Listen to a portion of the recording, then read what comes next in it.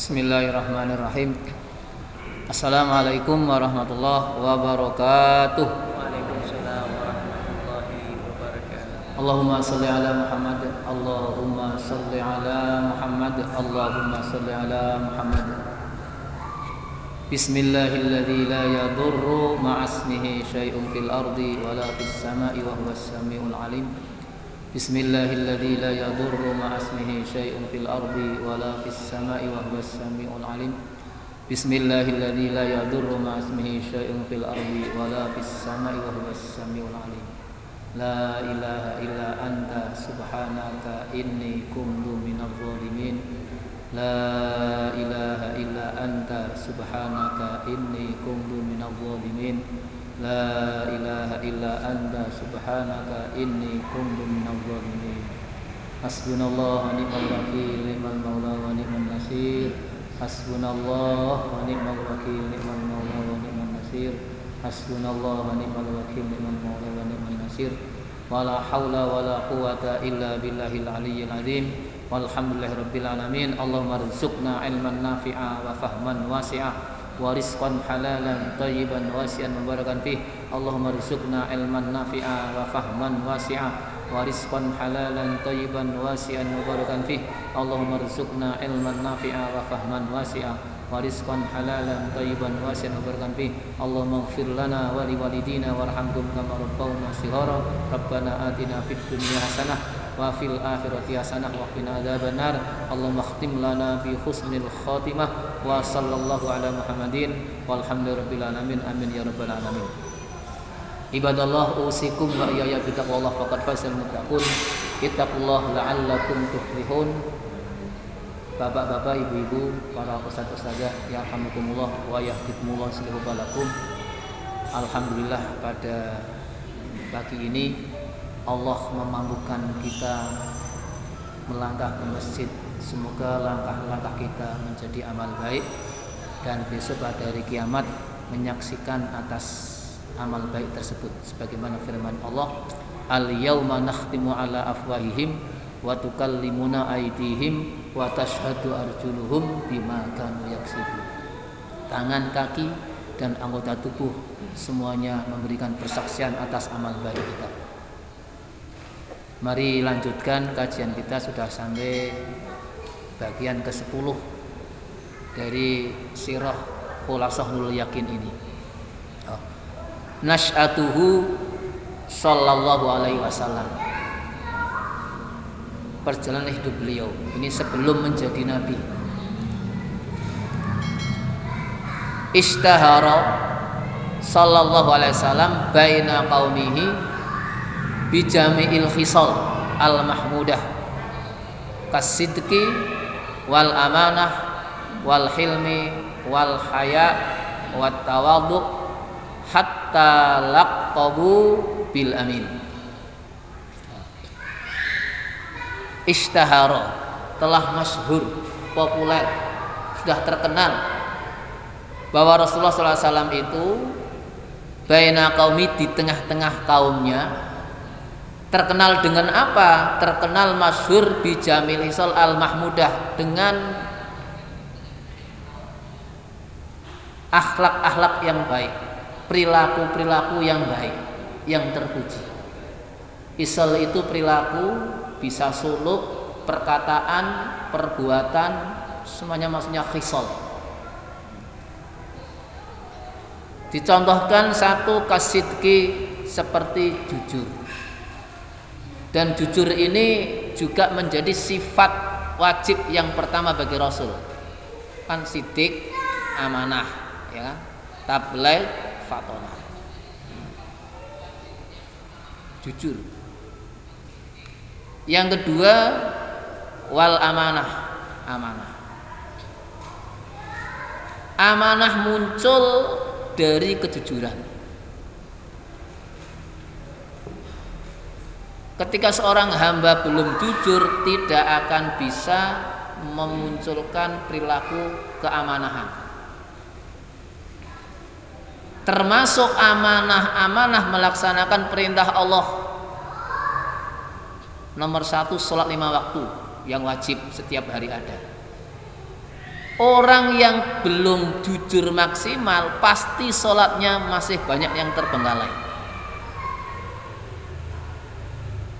Kadang tidak terbengkalai tapi terlambat.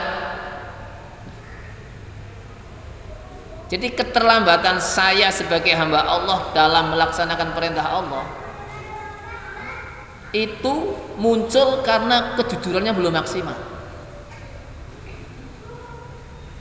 Karena jujur itu sidik, lempeng, tegak, jek kaya ting sing ngadeg lempeng.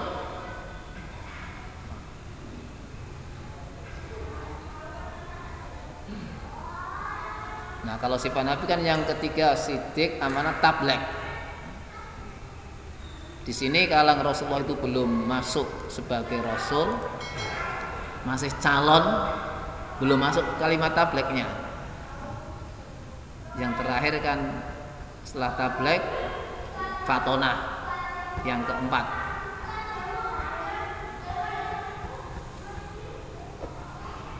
Wal hilmi, terjemahannya sabar.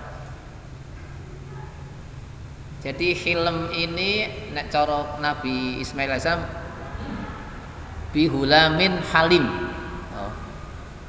Halim kan sifatnya Nabi Ismail alaihissalam yang Allah terangkan di surat As-Saffat, fabasyarnahu bihulamin halim. Derajatnya di atas sabar. Nek sabar itu ngoten wong Jawa pisan, pindho, ping 3, ping 4 males kan kok gitu. Kok ngantem maneng baleni kan gitu. Halim ndak. Pak ngono nganti banyak awake ora bakal males. Mungkin iso tekan derajat halim luar biasa. Kok sampai segitu? Lihat Nabi Ismail alaihissalam. Ketika dipanggil oleh ayahnya, ya bunayya inni ara fil manami anni azbahu. Ini kisah kemarin bulan ini kan Dzulhijjah. Hai anakku yang tersayang, aku mendapat perintah Allah lewat mimpi, disuruh Allah isi perintahnya untuk menyembelih kamu. Apa jawabannya? Ya abatif al-matu'mar satajiduni insyaallahu minas sabirin. Silahkan Pak, kerjakan perintah Allah dan aku siap disembelih. Dan nanti Bapak akan mendapatkan aku sebagai anak yang sabar. Di atas halim, di sini sabar, biar kita jelas bahwa halim itu bagian dari sabar dan lebih tinggi tingkatnya. Bayangkan secara logika manusia, perintah urusannya urusan sembelih bulu mesti mental kan? Ojo apa melas kan gitu. Mbok liyane pasti Pak ngenyang karo Allah taala, coba ganti apa kan gitu. Ini ndak. Padahal Nabi Ibrahim waktu itu dalam kisah-kisah yang mutabar pernah kurban dengan 100 sapi, 100 unta, 300 sapi, 1000 domba. Kan mesti terdengar itu kisah yang sudah 13 tahun usianya. Bapak dulu kan pernah kurban unta 100, sapi 300, domba 1000, sekarang beli aja sapi 1000 sih Pak, kan itu. Enggak. Daripada saya sebagai anaknya disembelih, kan anak baru satu-satunya, tidak ada tawar menawar. Kenapa? Wa qalu sami'na wa ata'na. Itu sifat orang beriman. Buka surat Al-Baqarah akhir kan, amanar rasulu, terus kullun amana billah, terus wa qalu sami'na wa ata'na. Itu sifat yang halim luar biasa. Jadi halim sebagaimana di surat As-Saffat, fabasyarnahu bihulamin halim. Anak yang sangat halim, sabar. Terus wal haya, malu. Malu dalam apa? Dalam hal, kalau kita hari ini dalam hal beragama, melaksanakan perintah Allah. Malu berbuat maksiat. Malu terlambat sholat. Malu kalau kita menghadiri sesuatu majelis terlambat. Malunya sama Allah. Wong Allah sudah siapkan kita. Mata lengkap, 2 bisa melihat. Tangan bisa goyang-goyang, ya kok meraba. Kaki bisa melangkah, bisa nyetar motor, dalane halus apik. Kenapa saya harus terlambat? Itu Allah manggil, hayya 'alas shalah. Saya punya telinga mendengar. Kenapa saya harus terlambat? Telinga saya nyiptakan Allah, yang bisa mendengarkan Allah. Kenapa? Coba kalau Allah, kamu punya telinga tapi tak bet mati, ra krungu telingane. Jadi ini apa? Iya, tuli. Nek tuli memang tidak mendengar, tapi nek wis nuli, ya, nuli ki jarane budek, ya wis. Krungu tapi pura-pura tidak mendengar. Nah, ini akan dikecam. Tidak punya rasa malu sama Allah.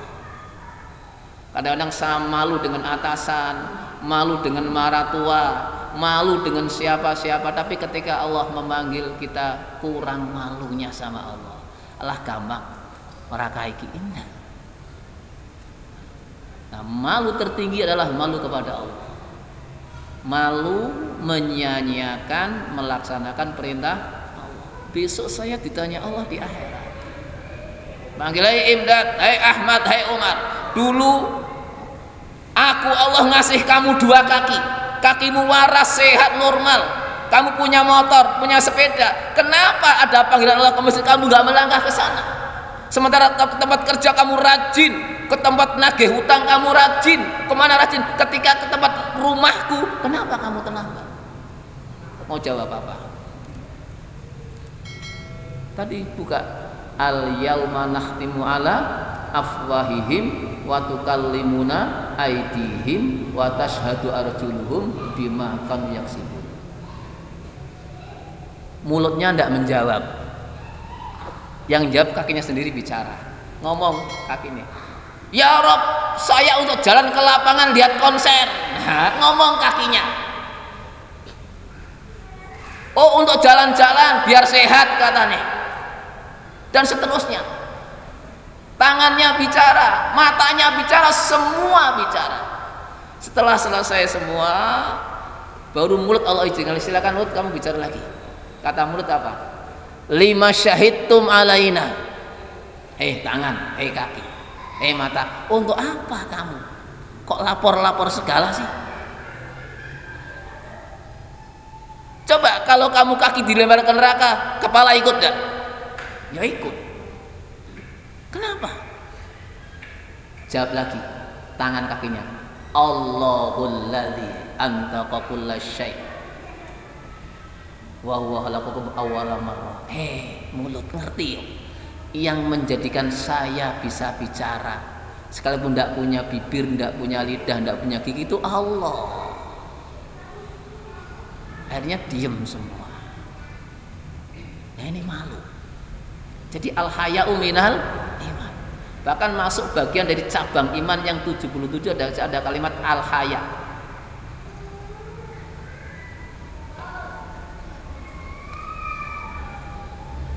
Jadi ada haya nafsiyah, nafsi, ada haya maknawi. Nek ayak nafsi, maaf nggih, mboten jorok. Nek sak akunan ngadeg mene terus kencing ning kono ilisinan lho. Hah? Itu haya nafsi. Kalau anak usia 1 tahun 2 tahun kan enggak, itu kan depan rumah. Kenapa mereka enggak bisa tur depan rumah? Kan sudah terbimbing oleh orang tuanya kalau mau pipis ke kamar mandi. Sehingga jangan buah, dia belum punya rasa malu. Tapi karena terbiasa dididik di kamar mandi, akhirnya ke kamar mandi. Coba kalau dibiarkan, sing tua-tua kadang-kadang kerjane wis hebat, wis tua-tua kadang-kadang di bawah pohon pipisna udzubillah kan, ada kan? Kadang kita sering melihat, wis kok ora tongkrong ora ngumpet, itu malunya itu.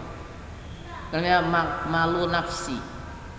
Yang malu maknawi adalah malu melanggar aturan Allah. Dan ini hanya bisa mampu dikerjakan oleh orang-orang yang imannya hidup. Kalau imannya mati, tidak bisa. Di sini karo sapa moto-motoku dhewe, sikil-sikil dhewe sak karepku, kan jawabnya gitu. Isik mending aku sik salat subuh kawanan pokok. Nah, isik mending aku salat subuh kawanan pokok. Ya ora mendinge. Wong fawailul lil musallin alladzina hum an salatihim sahun. Wong wis ngaji tau ayate, jangan pakai kata mending, itu senjata setan. Untuk apa? Untuk menyelamatkan diri. Kata setan selamat, kata iman kamu tidak selamat. Wat tawadhu. Tawadhu itu rendah hati. Tawadhu'a ya tawadhu, tawadhu dari wadoa. Wadoa itu artinya meletakkan. Barang itu diletakkan, dilempar atau di bawah. Kan taruh meletakkan serap. Orang yang bisa meletakkan hatinya serap, dibarengi dengan niat yang baik, nanti pikiran akan reda. Dimarahin orang, dimaki akan muncul inna lillahi wa inna ilaihi raji'un. Ya Allah, kalau memang saya salah, ya Allah ampuni dosa saya. Maaf ya kalau saya keliru, diingatkan. Itu tawadhu, hatinya diletakkan. Kalau hatinya jergeng kayak gini, ya, dia ngomong, orang saya ngomong aku, apa dia delok, nah gitu kan munculnya. Kowe durung tentu bener, isih mending aku, nah iki isih mending metu maneh. Jadi tawadhu serap dari wadoa, ya doa, tawadhu'a ya tawadhu seot fi'il musyarakah. Tawadhu'a ya tawadhu, tawadhu siap menyerahkan diri untuk tunduk pasrah membina akhlak jadi akhlak yang terpuji. Sekalipun dicaci, dimaki, dimacam-macam tetap seret anteng. Jangan berdiri. Ingat solusi menangani amarah di bab hadis la tahdab dibuka sarahnya. Ketika kita muncul emosi dorongan setan sedang duduk, maka jangan berdiri, tetap duduk, pertahankan duduknya. Duduk kok masih belum tahan, jalan ambil air wudhu, jangan berdiri jalan ambil air wudhu. 2.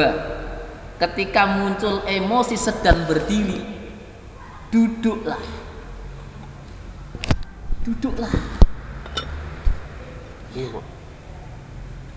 Setelah duduk anteng kok masih, ambil langkah, ambil air wudhu.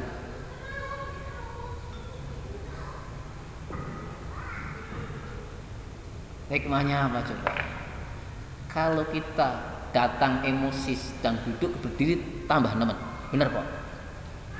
Begitu jalan ku tambah melaku sak omah ki teri kabeh karo kemana? Tapi nek duduk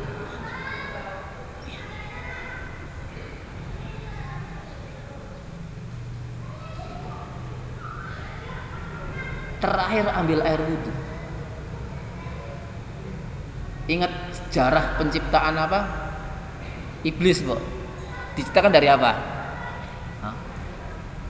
Kata iblis ketika berdialog dengan Nabi Adam, sangka nesune iblis, khalaqtani min nar wa khalaqtahu min tin. Ya Allah, aku kan dari api, dia dari tanah. Masa saya suruh hormat sama dia?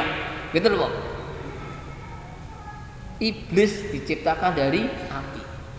Api ki standar umum kalahnya dengan air. Umum standar. Tapi ketika melihat riwayat Nabi Ibrahim alaihissalam, tidak dengan air kalahnya, dengan apa? Dengan kalimat hasbunallah wa ni'mal wakil, ni'mal maula wa ni'man nasir. Api yang membara, Nabi Ibrahim alaihissalam dimasukkan di badan Ibrahim tetap dingin. Standar umum api padam dengan air. Nah, Emosi muncul, dorongan iblis.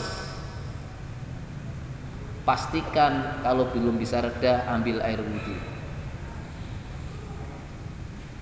Itu sifat rendah hati. Kalau dibedah rendah itu luar biasa. Di sana ada 8 yang memunculkan sikap rendah hati, tawadhu.